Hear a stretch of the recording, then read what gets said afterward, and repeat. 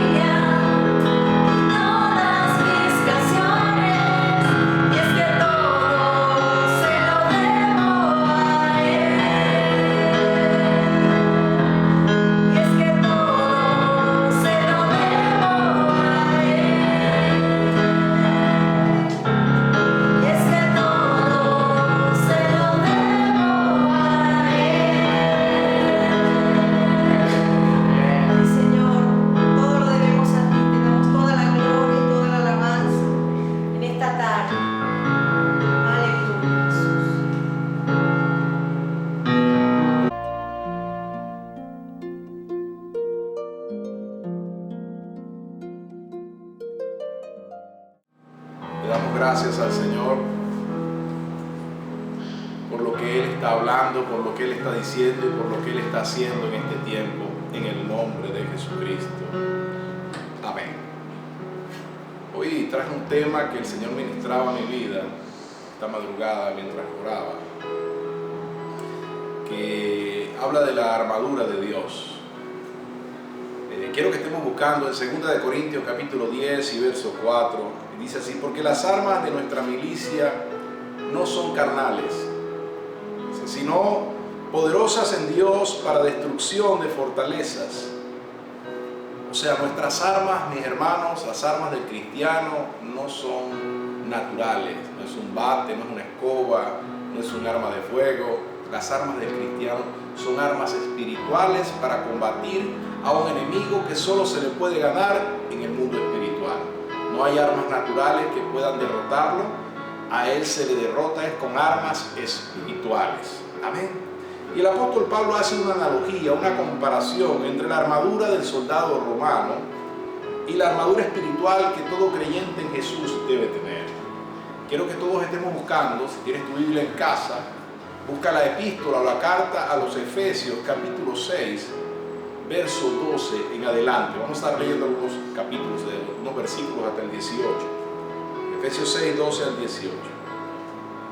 Dice: porque no tenemos lucha contra carne y sangre. Sí, no tenemos lucha contra carne y sangre, sino contra principados, contra potestades, contra los gobernadores de las tinieblas de maldad. Lo está leyendo a la letra exactamente. Dice: por lo cual, hermanos míos, no tenemos vestidos, dice, fortaleceos en el Señor y en el poder de su fuerza.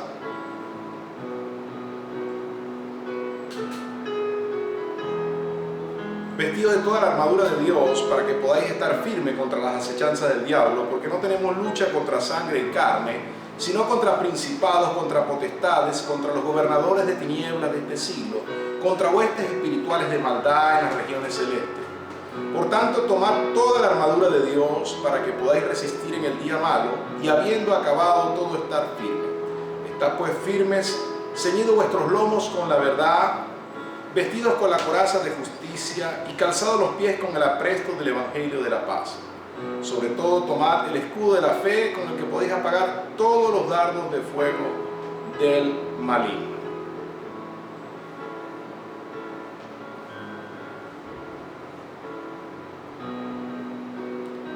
El 10 dice, retomando, dice: por lo demás, hermanos míos, fortaleceos en el Señor y en el poder de su fuerza. Ahora, ¿cómo hacerlo? Nos da una orden, no es una elección. Dice: vestíos de toda la armadura de Dios, para que podáis estar firme contra las acechanzas del diablo. Estar firmes, para estar firmes hay que tomar toda la armadura, no una parte de la armadura. Porque ¿qué pasaría si un soldado va a la guerra, por ejemplo, con el casco pero no lleva las botas? O va con el arma de guerra pero no lleva uniforme ni chaleco antibala, por ejemplo. O sea, va con un uniforme incompleto y no va a poder ser efectivo en ese combate espiritual. Verso 12 dice: porque no tenemos lucha contra sangre y carne. O sea, lo primero que dice allí, el original dice contra seres humanos. La traducción en el lenguaje actual es contra seres humanos. O sea, la lucha tuya y la lucha mía no es contra personas. Una de las cosas es que siempre tendemos a ver a la persona con que estamos en conflicto y pensar que el problema es con ella, y no nos damos cuenta que es una lucha espiritual. Dice: sino contra principados, contra potestades, contra gobernadores de tinieblas de este siglo, contra huestes espirituales de maldad. Y habla de la jerarquía maligna. O sea, tu lucha y mi lucha, amado hermano, no es una lucha contra personas.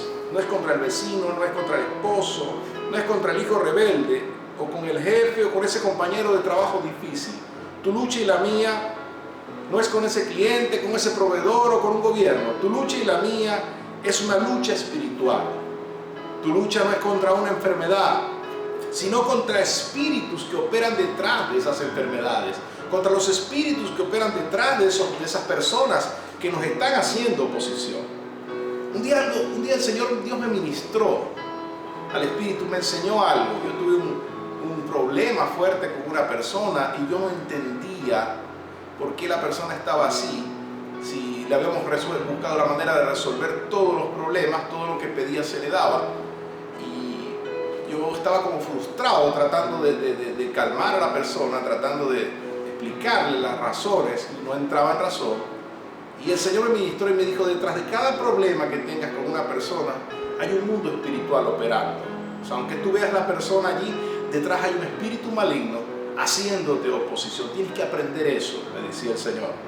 Entonces usted y yo tenemos que aprender que quizás muchos de los problemas que estás enfrentando hoy los has estado peleando con armas naturales, con armas carnales, y no has visto el resultado que has querido. Pero Dios hoy nos está llamando a todos a la reflexión, a leer su palabra y a entender que es un mundo, que la lucha de nosotros los cristianos es en un mundo espiritual, no es en el mundo natural. A veces como que nos bajamos y nos descendemos del lugar donde Dios nos ha puesto y comenzamos a tratar de resolver los problemas con las armas que tenemos a la mano, las armas carnales, los argumentos, las ideas, la fuerza, las capacidades, y se nos olvida la parte más importante, que es la parte que va a hacer que en el mundo natural se vea una respuesta. Lo que usted y yo conquistemos en el mundo espiritual es lo que se va a ver en el mundo natural.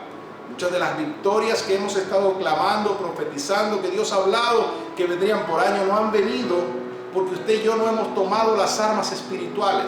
Nos hemos quedado peleando en la esfera natural. Por tanto, el apóstol Pablo dice cómo hacer eso. En el verso 13, estamos en el mismo Efesios 6, capítulo 13, dice, por tanto, tomad toda la armadura de Dios. Él hace énfasis 2 veces en que tiene que ser toda, no una parte. Dice, para que podáis resistir en el día malo y habiendo acabado todo, estar firmes. Iglesia, te tengo una noticia. Hay días malos, pero hay días buenos. Los problemas no duran para siempre. Las enfermedades no duran para siempre. Las crisis en la familia no duran para siempre. Esta enfermedad, esta pandemia, tampoco va a durar para siempre.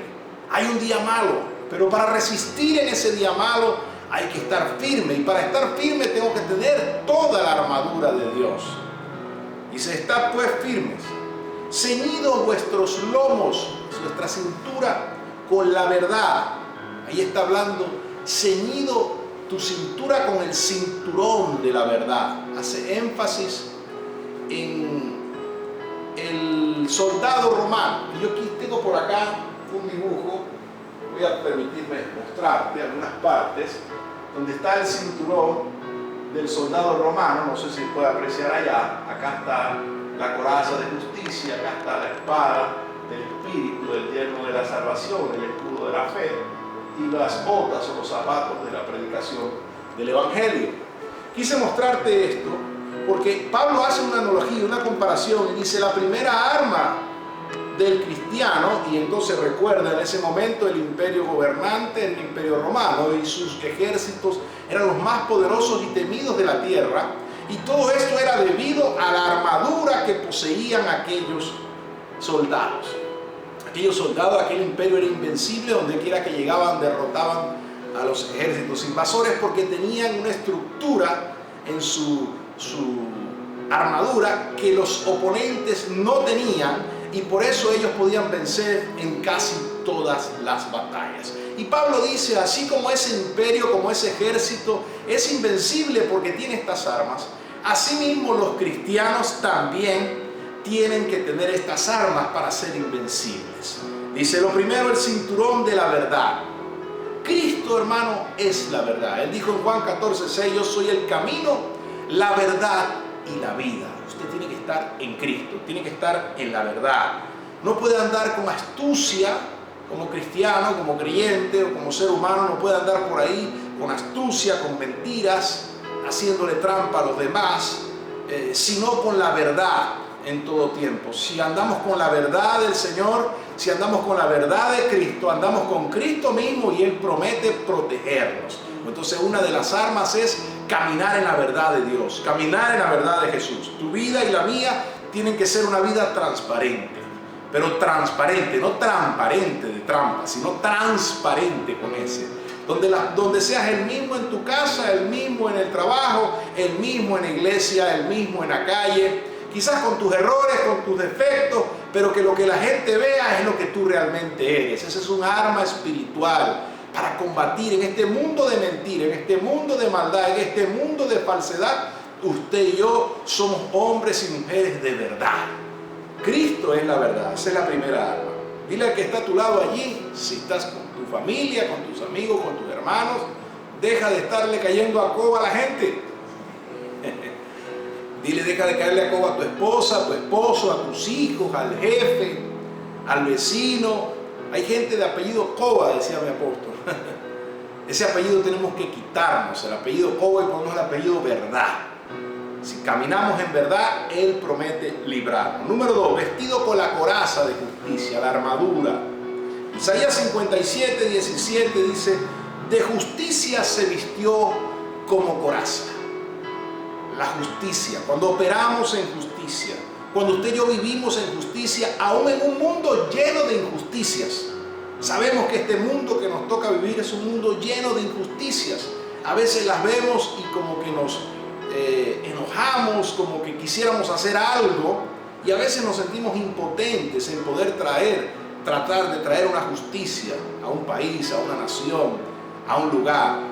Pero nosotros como cristianos debemos operar en justicia, hacer lo correcto para con los demás, lo más que usted pueda, hacer ese esfuerzo por caminar en justicia, y esto va a redundar en protección para su vida en el mundo espiritual. Fíjate, contra todo espíritu de injusticia que quiera levantarse contra tu vida y contra mi vida, va a caer en el nombre de Jesús. Hay una protección que Dios promete, como una coraza que Dios promete a través de la justicia que opere en tu vida. Mas sabemos que la justicia que está en nosotros, delante de la justicia de Dios, dice la Biblia, es como trapos de inmundicia. Pero si usted y yo nos esforzamos, luchamos por operar en justicia, Él promete colocarnos su justicia, su protección, su guarda, su liberación. Miles de problemas serás librado solamente operando en justicia. Son armas que 15 dice, calzado los pies con el apresto del evangelio de la paz. Calzado los pies. Dice, hermosos son los pies de los que anuncian la paz. Hermosos son los pies de aquellos que anuncian el evangelio de la paz. Cuando usted y yo estamos dispuestos, estamos apercibidos, estamos disponibles para predicar el evangelio, para hablar de Jesús, el Señor dice que Él guardará nuestra entrada y nuestra salida delante de nuestro Señor Jesucristo. Es un arma, una de las armas del guerrero eran los zapatos. ¿Usted se imagina un guerrero sin botas en la guerra? Una anécdota, en la Segunda Guerra Mundial, cuando el dictador Hitler se volvió loco y comenzó a invadir muchos de los países de Europa, él tenía un aliado que era Rusia. Stalin de Rusia era aliado al principio de Hitler, pero después en su megalomanía, el dictador, el Führer como le llamaban, dijo voy a tomar también la Unión Soviética. Se creía invencible, había tomado Polonia, había tomado Francia, había tomado una cantidad de países de la Europa, y él dijo ahora voy contra Rusia, contra sus propios aliados en ese momento. Y cuenta la historia que todo el ejército, casi todo el ejército alemán pereció y murió en aquella aventura por una razón. ¿Sabe qué lo venció? Eran el ejército mejor armado del tiempo, tenían los mejores tanques, tenían los mejores fusiles, tenían la mejor tecnología, eran temibles, donde pasaban, derrotaban todo. ¿Y sabe qué lo venció? Las botas. Las botas de combate que tenían los alemanes estaban clavadas, su suela estaba clavada con clavos de acero. Y cuando ellos subieron a las temperaturas 20, 30 grados bajo cero, que estaban en Rusia, mucho más frías que las que estaban acostumbradas ellos a enfrentar en Alemania, se le congelaron los pies a casi todos los soldados y murieron por esta causa. No pudieron seguir avanzando, se enfermaron, se murieron, porque todos tenían los pies congelados por los clavos de metal que estaban en las suelas. Esto quiere decir que usted y yo tenemos que tener un zapato adecuado para cada ocasión. Usted no puede ir a trotar con unas botas de cuero, usted tiene que ir con unos zapatos de goma. Entonces Tener el calzado del Evangelio de la paz significa que usted tiene los zapatos adecuados, la disposición en el corazón por ir a hacer la obra de Dios. Aún en medio de esta pandemia, fíjese cómo el Señor está utilizando estos medios. No nos permiten por las leyes salir a congregarnos en multitudes a causa del problema sanitario que hay. Pero no nos estamos quedando tranquilos acá, estamos tomando las redes sociales. Casi todos los pastores del mundo entero están hablándole a Jesucristo a miles y miles de personas a través de las redes sociales. Eso es tomar el calzado del Evangelio de la paz. Usa tu WhatsApp, usa el mensaje de texto, manda notas de voz, reenvía este mensaje, llama a tus hermanos, usa lo que tengas en tu mano y predica el Evangelio. Eso va a proteger tu vida. Un día el Señor, yo estaba enfrentando un problema, una situación muy difícil, y le dije, Señor, ¿qué hago? Yo esperaba que Dios me dijera, tienes que tomar esta decisión, hacer esto, hacer aquello, que me diera una estrategia para salir de ese problema. ¿Y sabes qué me respondió el Señor? Me dijo, predica el Evangelio. Tú predica el Evangelio. O sea, me dedico a hacer lo que tú me estás mandando y tú te vas a dedicar a resolver ese problema. Tal cual Dios me dijo, tal cual fue. Yo seguí haciendo la obra de Dios, seguí predicando el Evangelio y Él por su misericordia se ocupó de mi problema. ¿Cuántos pueden decir amén? En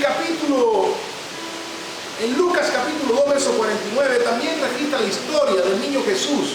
Se le perdió a sus padres allá en la caravana cuando venían de Jerusalén de la fiesta, y la mamá estuvo por 3 días desesperada buscándole y no conseguía al niño, y decide regresarse a Jerusalén, y entre tanto buscar entra al templo, ahí donde menos esperaba conseguir a un niño de 12 años. No estaba en los campos de juego, no estaba en los lugares de esparcimiento de niños, no estaba jugando con otros niños, y cuando llega al templo se sorprende y consigue al niño de 12 años discutiendo la palabra de Dios con los doctores de la ley.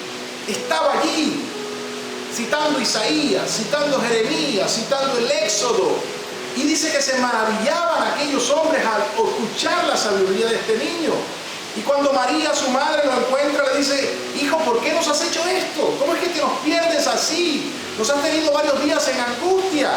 Y Jesús le dijo, madre, ¿no sabes que en los negocios de mi Padre me es necesario estar?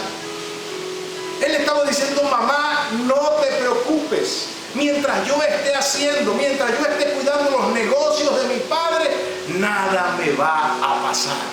Jesús estaba dando una tremenda enseñanza, aún siendo un niño, diciéndonos que si nos ocupamos de los negocios de Él se va a ocupar de los negocios de nosotros. Si tú te ocupas de predicar el Evangelio, Él se va a ocupar de que no te falte nada. Él se va a ocupar de que haya provisión en tu casa. Él se va a ocupar de que haya medicina, que haya salud, que haya salvación, que haya liberación, que haya protección. Es una tremenda arma espiritual predicar la palabra. Solo estar acá dándote esta palabra es un arma espiritual. Solo que tú agarres y reenvíes ese mensaje es un arma espiritual para tu vida, es una protección, una guarda. Dios quiere hoy que entendamos esto de parte del Señor. Dios mismo va a pelear por ti. Verso 16. Dice, tomad el escudo de la fe. Tremendo. El escudo romano, no sé si me pueden pasar el muñequito por allí. El escudo romano era un escudo grande, largo. Voy a tratar de mostrarlo acá en cámara. Lo dicen si lo pueden ver. Esta es la armadura del soldado romano. ¿Se ve allí? ¿Se ve? ¿Lo acerco un poco más? Ajá. El escudo era un escudo largo, ancho y largo, en donde cuando el soldado se agachaba, quedaba totalmente cubierto, protegido. No era un escudo pequeño, solo para combate, sino un escudo que le permitía esconderse detrás de él cuando venían los ataques de las flechas enemigas. Y miren lo que dice la Escritura. Sobre todo, oiga esto, sobre todo, o sea, lo que te va a librar de todo es el escudo de la fe, con el que podéis apagar todos los dardos de fuego del maligno. Las flechas encendidas, dice el original.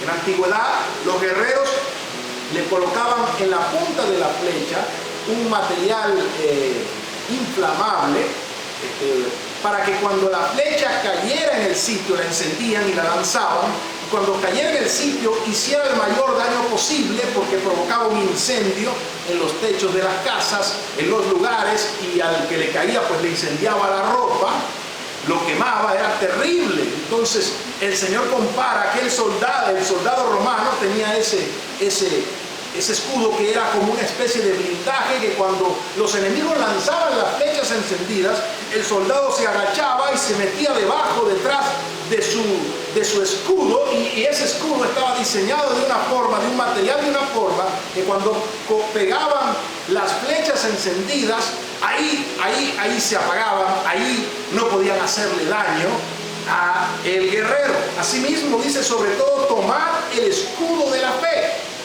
¿Por qué? Hebreos 11:6 dice, porque sin fe es imposible agradar a Dios, porque es necesario que el que busca a Dios sepa, crea que le halla y que Él es galardonador de aquellos que le buscan con fe. Miren, tener fe en Dios no solamente produce protección, no solamente produce libranza, no solamente produce milagros, sino que produce galardones, regalos, premios de parte de Dios. Dios premia tu fe y la mía. Dios premia con bendiciones espirituales y bendiciones materiales cuando caminamos en fe, cuando le creemos a Él, cuando hacemos lo que Él quiere que hagamos, mis queridos hermanos. Así que te digo, mantente en la fe, no pierdas la fe, levanta la fe, que esa es un arma poderosísima. Dice que sobre todo, toma el escudo de la fe. Número 5. El yelmo de la salvación. Dice, toma el yelmo de la salvación. El yelmo era el casco. El casco era un casco de metal que cubría toda la cabeza. No era un casco pequeño, era un casco que cubría toda la cabeza, y muchas veces hasta parte del rostro, y solo dejaba una parte para la visión. Y era importantísimo, ya que la cabeza es la parte más delicada, una de las más importantes de nuestro cuerpo, y había que guardarla de los golpes en la batalla, en el combate. Y así como el guerrero se protegía esa parte tan importante que es la cabeza, dice que es el casco de la salvación. O sea, es la protección en tu mente, de tus pensamientos, de saber, de creer que eres hijo de Dios, que eres salvo. Romanos 8:33 dice, ¿quién acusará a los escogidos de Dios? ¿Quién? ¿Quién es el que condenará? Dice, ¿quién los acusará? ¿Quién los condenará? Está hablando de una guerra a nivel de la mente.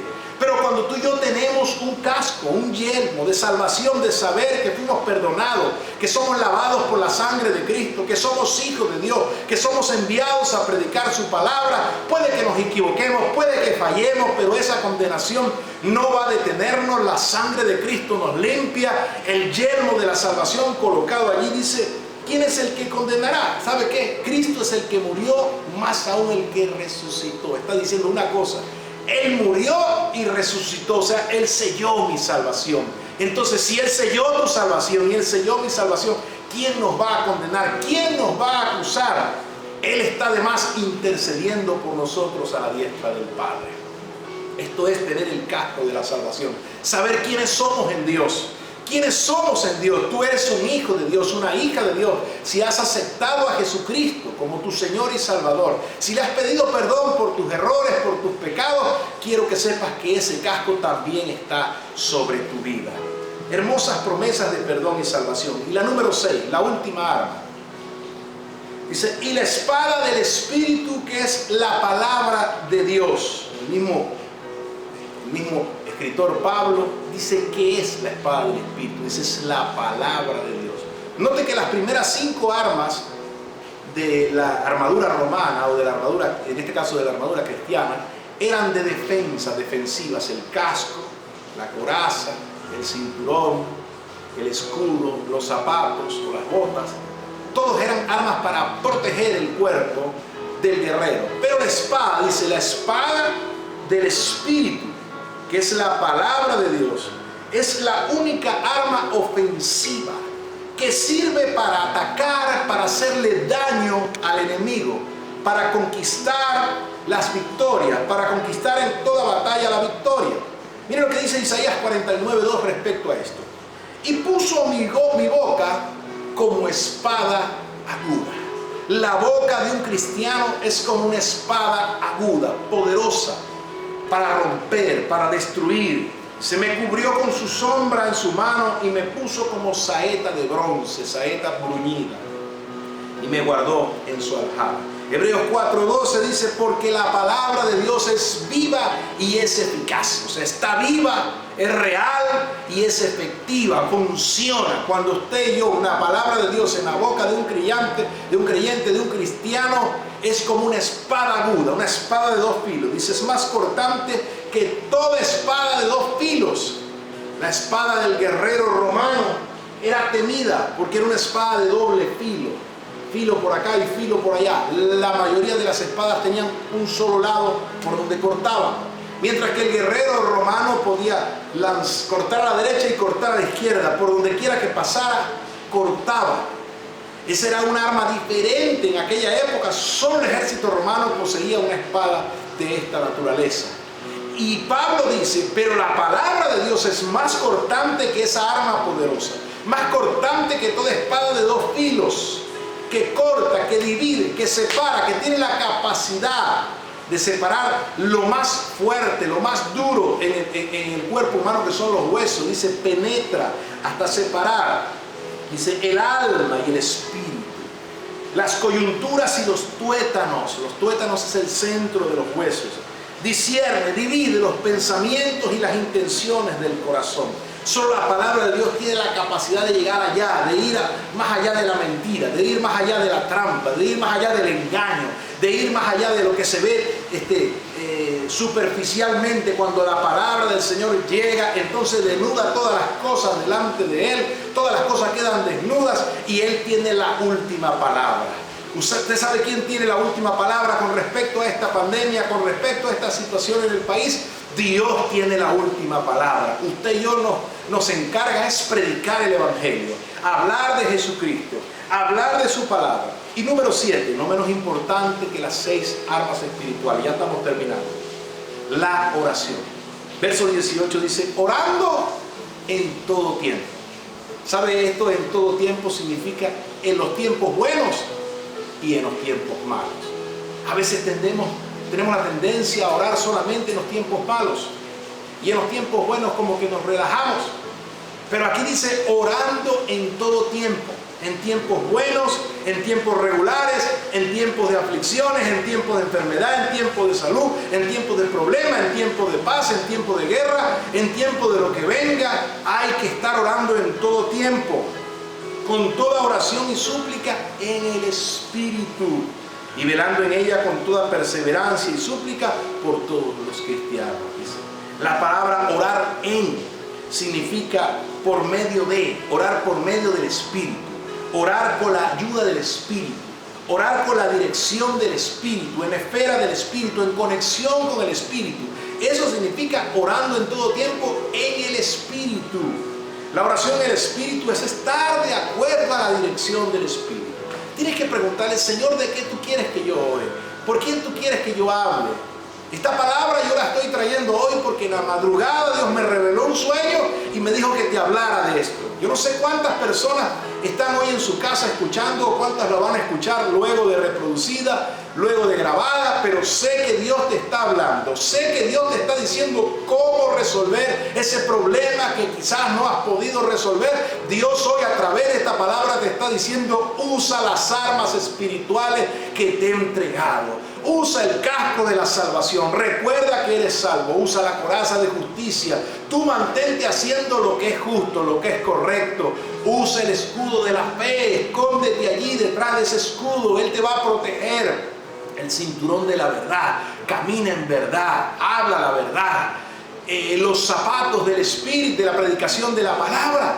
Está dispuesto a predicar el Evangelio aún en medio de toda crisis. Y usa la espada del Espíritu que te he entregado, que es la palabra del Señor. Bien amado guerrero del Señor, hoy has sido capacitado. A través de esta palabra has sido entrenado con armas espirituales. Ahora está de tu parte y la mía tomar esta enseñanza que nos da el apóstol Pablo a través de la palabra del Señor. Y hoy quiero pedirte que hagamos juntos una oración. Ustedes allá en casa conmigo y nosotros acá en familia. Vamos a orar. Vamos a decir, Señor Jesús, En esta tarde te pido perdón por todos mis errores, por todos mis pecados, por las veces que he dudado, por las veces que no he usado las armas espirituales, sino he usado lo carnal, que me he ido a la carne. Hoy, dile, me remonto a la esfera del Espíritu. En nombre de nuestro Señor Jesucristo. Hoy, Jesucristo, te acepto, dile, ahí en casa, como mi Señor, como mi Salvador. Te acepto como mi Dios. Te pido perdón por mis errores, por mis faltas. Dile, me arrepiento y me entrego a ti, Jesús. Dile, creo que moriste en la cruz y que resucitaste para sellar mi salvación. En el nombre de Jesús. Amén y amén. Dios te bendiga, mi hermano. Dios te guarde. Atesora esta palabra. Recuerda, está en Efesios capítulo 6. Desde el 10 en adelante hasta el 18, te invito a leerla una y otra vez, a orar con la palabra del Señor y a tomar esas armas espirituales que están allí y para vencer toda obra de maldad en tu vida, en tu familia y en esta nación. En el nombre de Jesús, Dios te bendiga y feliz tarde. Nos vemos el próximo martes a las 4 de la tarde y el próximo domingo también por estos mismos canales electrónicos, @CC Espíritu Santo, el Instagram y el Facebook, y Comunidad Cristiana del Espíritu Santo en YouTube, que la pasamos luego en diferido. Dios les bendiga y feliz tarde.